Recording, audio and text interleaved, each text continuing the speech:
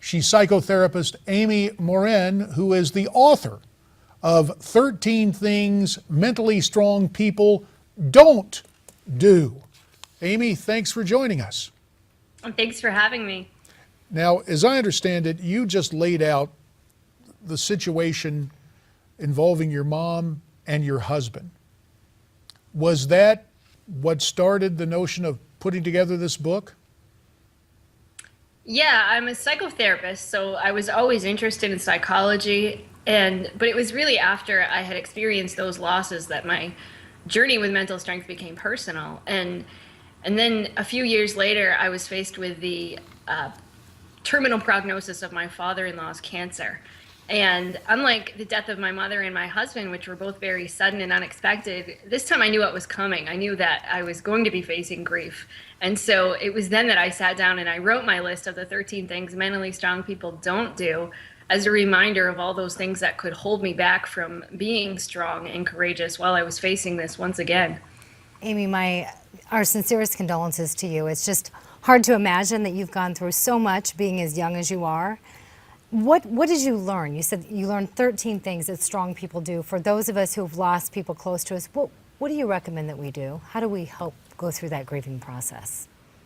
One of the things I knew was that sometimes it's not always about what we do, it's about what we don't do.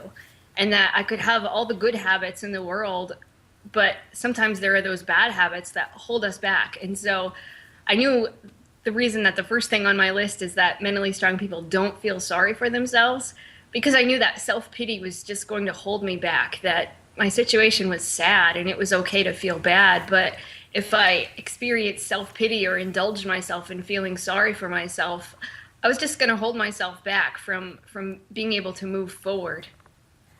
Amy, on the screen, they've put up your 13 rules. Obviously, we have about a minute and a half, so we can't go through all 13 things that mentally strong people don't do. But number 2 on your list was they don't give away their power. In the minute 30 that remains, can you explain that concept to us? So often we blame other people. It's so tempting to say that my boss makes me mad or that I have to do these certain things in life. And I think to remind ourselves that as adults who live in a free country, we have choices of everything that we do. And that if we want to make the conscious decision to say that nobody is going to make me think, feel, or behave in a certain way, it empowers us to know that we have all the choices, that everything that we do in life is within our control. So to say that I'm not going to give away my power is all about empowering myself to do all those things that I want to do in life without allowing anybody else to force me to do anything. Just one brief thing to clear. Such an interesting way to title the 13 things mentally strong people don't do. Facing that, usually people would say, gee, that's kind of being negative, but you're telling us what to avoid. Is that the genius of this, what you need to avoid? 15 seconds left to answer that. Just like if you were going to be physically strong and you went to the gym, but you ate fast food on the way home, you wouldn't be doing yourself any favors. You have to give up the bad habits that can hold you back just as much as you need the good habits that will move you forward.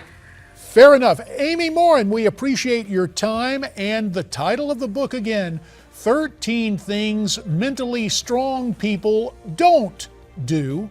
We hope you will do this. Stay with us, because there's more ahead on America's Forum.